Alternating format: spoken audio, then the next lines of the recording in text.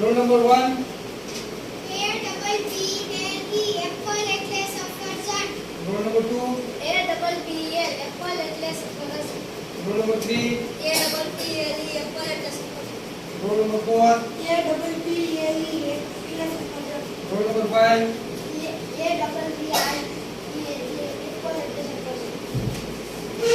હવે જુઓ આપણે અંગ્રેજી ભણીએ છીએ ત્યારે આપણે થોડી ઘણી બીક લાગે, થોડો ઘણો ડર લાગે.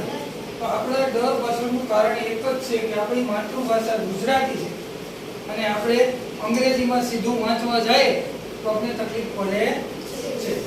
તો આ સુધારો કરવો હોય, આવી તકલીફ આપણે ન પડે તો એ માટે આપણું શબ્દ ભંડોળ વધારવું પડે. એટલે કે તમને વધારેમાં વધારે સ્પેલિંગ આવડતા હોવા જોઈએ.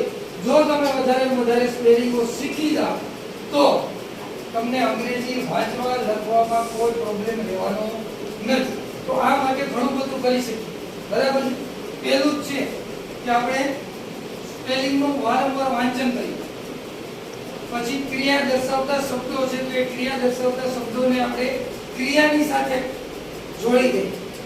પછી તમારા ઘરે છે, વર્ગખંડમાં છે, શાળામાં છે, દરરોજ તમારા ઉપયોગી એવા વ્યવહારિક શબ્દો છે એ શબ્દોનો ઉપયોગ આપણે વારંવાર કરીએ, એને વારંવાર વાંચીએ, વારંવાર એને વસ્તુઓને જોઈએ એટલે તરત જ આપણે એ મગજમાં આવી જાય છે. અને વારંવાર પુનરાવર્તન કરેલી વસ્તુઓ ક્યારેય નિષ્ફળ જતી નથી.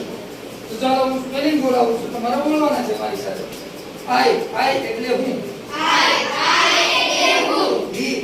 હી એટલે તે. આઈટી ઈટ એટલે તે. CLASS class. DOOR door. FAN fan એટલે પંખો. હવે એક્શન વર્ડ WRITE રાઈટ એટલે લખવું.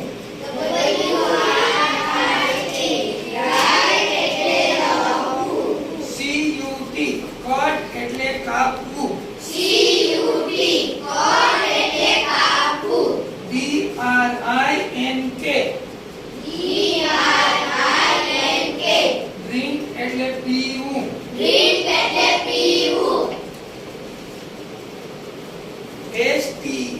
STANDUP